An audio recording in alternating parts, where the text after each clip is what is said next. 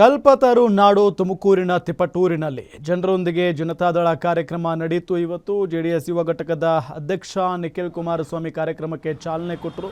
ಶಾಸಕ ಸಿಬಿ ಸುರೇಶ್ ಬಾಬು, ಎಂಟಿ ಕೃಷ್ಣಪ್ಪ, ಮುಖಂಡ ಶಾಂತಕುಮಾರ್, ಜಿಲ್ಲಾಧ್ಯಕ್ಷ ಎಚ್ ನಿಂಗಪ್ಪ ಸೇರಿದಂತೆ ಹಲವರು ಈ ಸಂದರ್ಭದಲ್ಲಿ ಇದ್ದರು।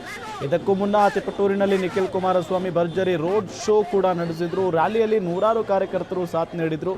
ಕೋಡಿ ಸರ್ಕಲ್ನಿಂದ ವೇದಿಕೆವರೆಗೆ ರೋಡ್ ಶೋ ಗಮನ ಸೆಳೆಯಿತು। ವೇದಿಕೆಯಲ್ಲಿ ಮಾತನಾಡಿದ ಮುಖಂಡ ಕೆಟಿ ಶಾಂತಕುಮಾರ್ ಕಾಂಗ್ರೆಸ್ ಸರ್ಕಾರದ ವಿರುದ್ಧ ವಾಗ್ದಾಳಿ ನಡೆಸಿದರು।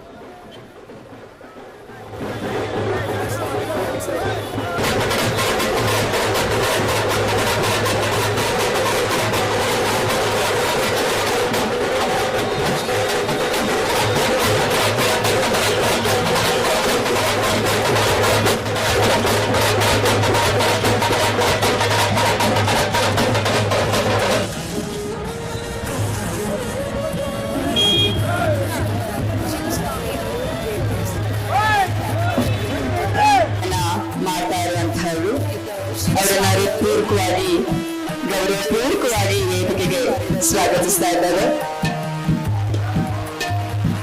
ದಯಮಾಡಿ ಎಲ್ಲರೂ ಅವರನ್ನ ಪ್ರೀತಿಪೂರ್ವಕವಾಗಿ ಸ್ವಾಗತಿಸಬೇಕಾಗಿ ಮನವಿ ಮಾಡ್ಕೊಳ್ತಾ ಇದ್ದೇನೆ। ನಿಖಿಲ್ ಕುಮಾರ್ ಕಾರ್ಯಕ್ರಮದ ಅಧ್ಯಕ್ಷತೆಯನ್ನು ವಹಿಸ್ತಾ ಇರುವಂತಹ ಸ್ವಲ್ಪ ಕೆಟಿ ಶಾಂತಕುಮಾರ್ ಅವರು ಜೆಡಿಎಸ್ ಕೊನೆ ಹಂತದಲ್ಲಿ ಚುನಾವಣೆ, ಇಂಥ ಚುನಾವಣೆಗಳಲ್ಲಿ ಕಾರ್ಯಕರ್ತರಿಗೆ ಶಕ್ತಿಯನ್ನ ತುಂಬಬೇಕು।